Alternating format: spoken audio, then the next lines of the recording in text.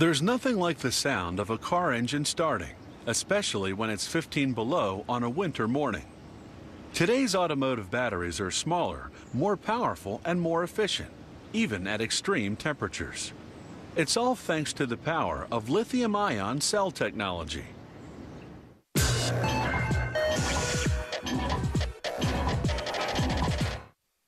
While dissecting a frog in 1786, the Italian researcher Galvani noted that when his scalpel touched a leg muscle, it contracted from an electric current produced. Later, Volta believed the current was produced by the metal instruments, the animal being only a conductor. To prove it, he stacked discs of zinc and copper, connected by conductors and fabric, impregnated with an acid solution. And so, in 1800, the electric battery was born.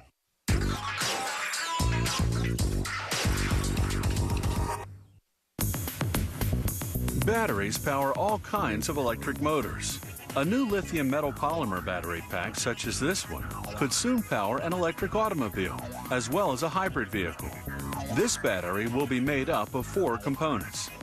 It all starts with this lithium ingot, which weighs about 11 pounds. It is transformed into a thin sheet by this extrusion press that applies 440 tons of pressure. The press creates a sheet that's only about 1/100th of an inch thick. The whole extrusion sequence is closely computer controlled. Extrusion is now completed. The metallic lithium sheet is the required 1/100th of an inch thick. The sheet has to be further thinned. Placed on a roller, it is carried to the laminator. At room temperature, it is thinned once again. In just 20 minutes, the 11-pound ingot will have been transformed into a thin sheet 0.01 inches wide and some 655 feet in length. This laminator completes the thinning of the sheet. The resulting 1¼ mile long sheet will allow for the fabrication of 210 battery units. Lithium is a soft, sticky metal. For this reason, a polypropylene film has to be fixed onto the lithium sheet. Without this protection, the sheet would adhere to itself and become unusable. The sheet will be used to make individual battery cells. Then these cells will be assembled in series and in parallel and inserted into modules of different shapes. To make an individual battery cell, the sheet has to be rolled up. This automated spooling machine winds up the lithium film in 26 revolutions. The wound-up sheet is put into a vacuum oven, where the various layers adhere firmly to one another. This step lasts for about 90 minutes at 176 degrees. Here, a test is made. Using a voltmeter, the battery is checked to see that it produces the required 3.56 volts. Any problem can be detected here and corrected. A final quality check is made with this caliper.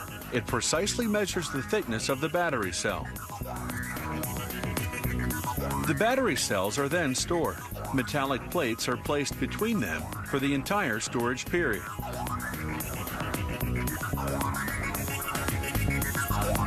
One more step remains, and that's the metallizing of the contacts. The battery cells are sent off to a fabrication facility in this container. The container is robotically handled. First, it's put into a protective tank. Then, the metallizing of the contacts is done by spraying on molten metal. This takes just a few seconds since the metal cools very quickly.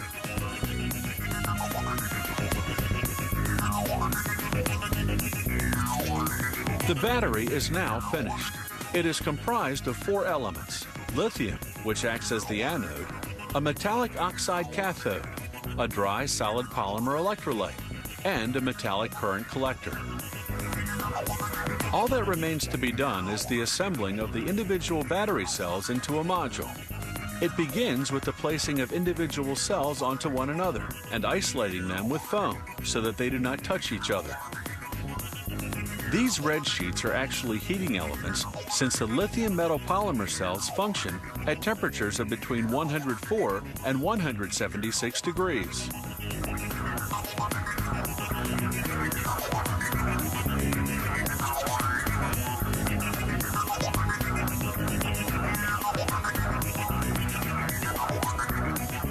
Here we see these modules of a battery pack for a hybrid vehicle, an automobile that works with a gasoline-powered motor and an electric motor. This prototype battery was created for a totally electric vehicle. It surpasses heavy traditional lead-acid batteries that can't develop the same amount of electrical energy and have much shorter lifespans.